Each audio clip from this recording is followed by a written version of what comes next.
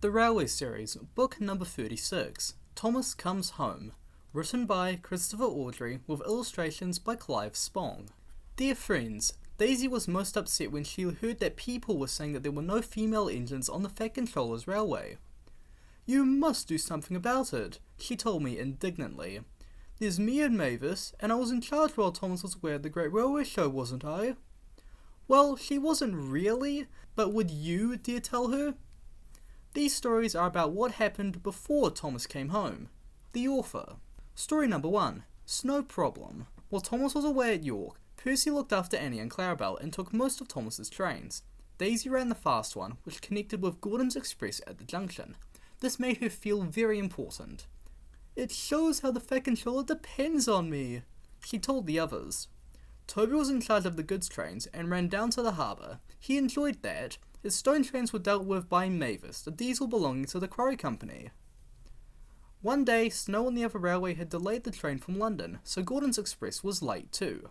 While Daisy was waiting for him at the junction, the blizzard spread across Sodor. Huge white flakes whirled all around and her driver was worried. Daisy wasn't. What fun, she said to herself. The other engines don't like snow, but I think it's pretty.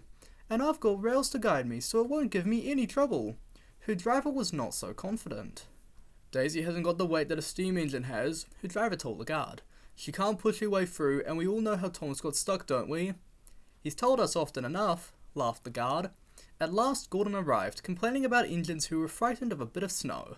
It's no problem, boasted Daisy. A few flimsy flakes can't stop me. Quite right, approved Gordon.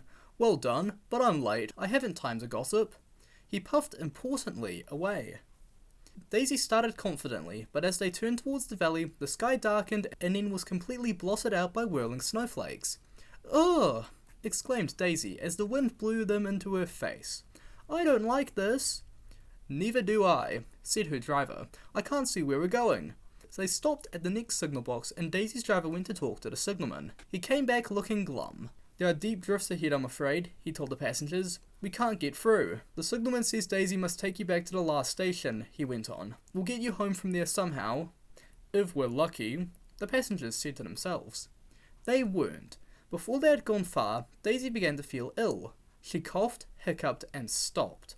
Help! She wheezed. I can't breathe properly. The snow has blocked your air intake, I expect, said her driver. He cleared it, but it was soon clogged again. Daisy could go no further. She felt like bursting into tears. The driver got down again and trudged back to the signal box to telephone for help. Daisy felt more miserable every minute. Even her driver, when he came back, couldn't cheer her up. They've promised to rescue us, he said, but goodness knows how they'll do it. They waited and waited, but no help came. The snow drifted higher and was soon piled all round Daisy. Suddenly, she heard a whirring noise from behind. Oh no, she thought, not another blizzard. Daisy was right. It wasn't another blizzard, it was Harold the helicopter. He dropped hot drinks for the passengers, and when they were feeling better, he lifted them one by one into himself with what Daisy could only describe as a sort of chair thing. The passengers went to the airfield, where they were then looked after until they could reach home. Harold couldn't help Daisy. It was a cold, miserable week before Toby rescued her. She doesn't think snow is so pretty now. Story number 2. Washout. Near the end of Thomas's branch there was a small station, and close by the railway crosses a stream on a short bridge. As the snow melted, the water in the stream rose higher and higher, rushing and swirling in its hurry to reach the river at the bottom of the valley. Each time he passed the place, Percy watched the water anxiously. Don't worry, said his driver. It's got to come a lot higher before it can stop us. Percy shivered. He could remember the time when he had been stuck in a flood. He had got very cold and very wet. Next morning Toby came up from the harbour. No problem with the stream, he said cheerfully. The water is much lower today. That's good, said Percy. He set off happily with Annie and Clarabelle, and when they stopped at the small station, Percy looked carefully at the stream. His driver went to look too. Toby was right. The water level was much lower. All's well, Percy, said his driver. Come on, we've got a timetable to keep. They hurried to the junction where Henry was waiting for them. When is Thomas coming back? Asked Henry. If he does, he added, I shouldn't be surprised if he decides to stay as a museum piece. He's old enough. He puffed away, chortling in his own wit. Annie and Clarabelle were most upset. Percy had to spend so much time comforting them that he was late, leaving with his next train. Percy had his tank refilled with water at the station by the river, and that made him later still. "Never mind," said his driver. "We don't need to stop at the station near the stream this trip, so there's nothing more to delay us." They reached the stream quickly, but as Percy ran onto the bridge, he felt it sink slightly under his wheels.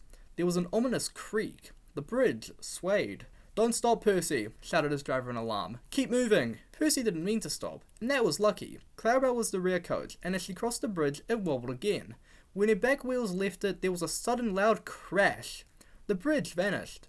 1 second it was there, the next it wasn't. It was safe to stop now. Percy's driver put on the brakes, and the fireman ran back to look. All he could see of the bridge was lying in the middle of the brown, rushing stream.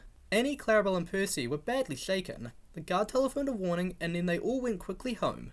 The Fat Controller closed the line while the bridge was mended. At first, Toby and Percy enjoyed their rest, but they soon grew bored. When the bridge was repaired, Daisy had recovered from her snowy ordeal too, and things returned to normal. But for some time afterwards, Percy was extra careful whenever he crossed the stream, in which he almost had a bath. Story number 3. Toby's Megatrain. Toby was delighted to take Percy's stone tracks down to the harbour. He thought it a wonderful treat. Percy could not understand why. "It's only a harbour," he said. "Nothing special." "I like it," said Toby. "It reminds me of the old days. I worked at a harbour on the other railway. I told you, remember?" Because Toby had only a small water tank, he always had to refill it at the station by the river. "What if we run out of water halfway?" Toby wondered anxiously. "We shan't," said his driver confidently. "But what if the water column breaks down?" asked Toby. "Thomas warned me about the water from the river." His driver laughed. "Don't worry, Toby," he said. "We shan't take you fishing." The harbour was busy, and Toby worked hard. Not only did the stone trucks have to be taken down, but when they had been unloaded, they had to be sent back, often full of things brought in by the ships. One day, the stone trucks from the quarry didn't come.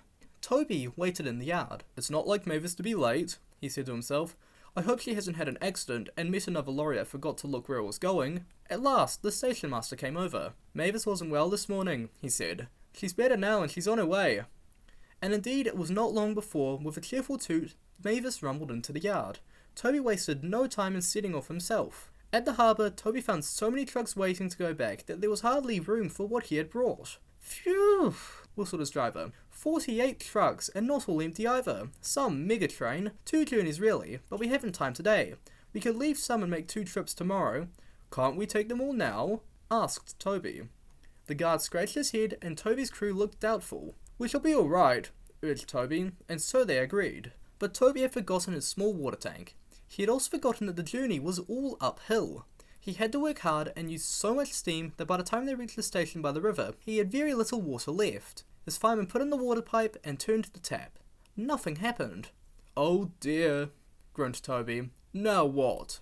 "You can make it on your own," said his driver, "but not pulling this load." Then he winked at the fireman. "Well," the driver went on, "I do know somewhere." "Is it far?" asked Toby. The driver laughed. "Not really," and went to see the signalman, who told him where to leave the trucks. Toby pushed them carefully into a siding. Then he was uncoupled and they set off up the line. "Where are we going to get water?" he asked. "You'll see," smiled his driver, and stopped Toby right in the middle of the river bridge. "Now," said the driver, "where's my bucket?" "Oh," protested Toby, "you promised." His driver and fireman laughed heartily. "We're only pulling your wheels, Toby," they said at last. "We'll go to the top station for water, then come back for the trucks." When Toby told Percy what had happened, Percy wanted to help, but his driver reminded him that he had a train of his own to run in a few minutes. "Don't worry," said Toby. "I'll follow you down and have these trucks back up here in a jiffy." And he did too. Story number 4. Thomas comes home. Workmen were mending the road near the level crossing. They sectioned off part of it with red and white cones, and a steamroller chuffed importantly. His name was George. He was a most unpleasant steamroller. "Railways are no good," he grumbled. "Turn them into roads." "Nonsense," said Daisy one day. "No one could reach the villages in the valley without our railway." "I'd build a road along your old tracks," said George. "Nothing to it. My mates have done it all over the place." Daisy told Percy and Toby what George had said. Toby was worried, but he knew George was right. "The Fat Controller wouldn't allow it," he said, but he wasn't convinced. Daisy was reassured, but she was careful to do nothing to upset George, just in case. Then something happened which made them forget all about their worries. Daisy was at the platform when the station master came to talk to her driver. He had a letter in his hand. "Thomas is coming back next week," he said. The engines were delighted, and so of course were Annie and Clarabelle. The Fat Controller was holding a welcome home celebration at the junction, Daisy told George. Lots of nonsense, he snorted. Makes no difference. Your railway will be a road before long, you'll see. At last, everything was ready. The engines and coaches were to go to the junction, and Daisy was to come last with a special train carrying the station masters, Mr. and Mrs. Kindly, and other important people. Daisy set off happily from the top station. She stopped at a station near the level crossing for her last passengers.